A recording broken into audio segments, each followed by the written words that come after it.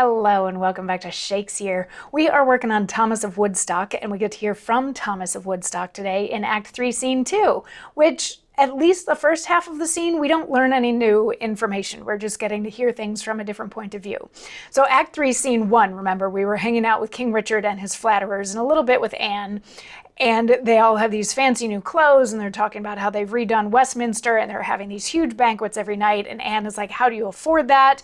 And he's like, don't worry about it. And we, the audience, get to hear about the blank charter plan, where Richard is collecting people's signatures, and then at some later date, he will fill in, you owe me this much, you owe me this much, so that he can go and collect the money that will then help pay for these massive festivals and the fancy clothes and all of those sorts of things. So Act 3, Scene 2, we are at Plashy, where Thomas of Woodstock retreated after surrendering all of his titles and all of that. He was like, I don't want to be in London anymore. So he went to Plashy House.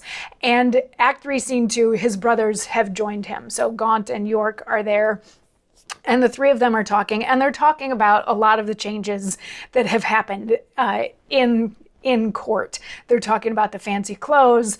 They're talking about how, they heard that there's these massive banquets. And Thomas is like, how is he paying for all of that? And York is like, well, there's something going on. I know that he has a plan, but I don't know what it is. And they're like, well, this probably isn't going to come to any good. Let's be clear about that.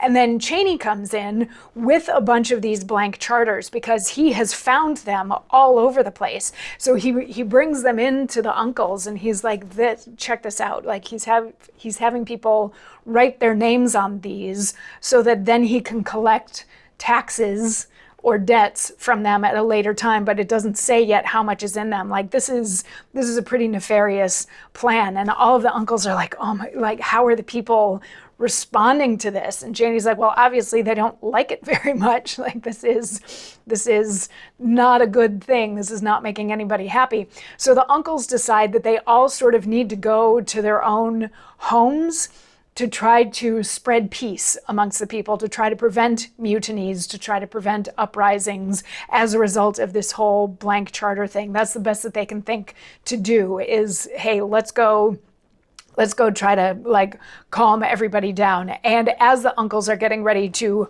part, Thomas says, content. So friends may parley even in banishment. Farewell, good brothers. Cheney, conduct them forth. Adieu, good York and Gaunt, farewell forever. I have a sad presage come suddenly, that I shall never see these brothers more. On earth, I fear we never more shall meet. Of Edward III's 7 sons, we 3 are left to see our father's kingdom ruinate. I would my death might end the misery, my fear presageth to my wretched country. The commons will rebel without all question, and for my God, I have no eloquence to stay this uproar. I must tell them plain, we are all struck, but must not strike again. How now? What news? So this is a little bit of foreshadowing coming from Thomas. He says farewell to his brothers, and they disperse so that they can go and try to quell some of these potential uprisings. But then he's like, I suddenly get the feeling that I'm never going to see my brothers again, and it's probably because I'm going to die at some point soon, because we are on the verge of a mutiny. We are on the verge of an uprising that is going to happen, and there's nothing that I can do to prevent it. Maybe through my dying, things might get a little bit better, but there's no doubt in my mind that the country is kind of falling apart and is going to fall into war right now. And as a result of that, I probably will not survive.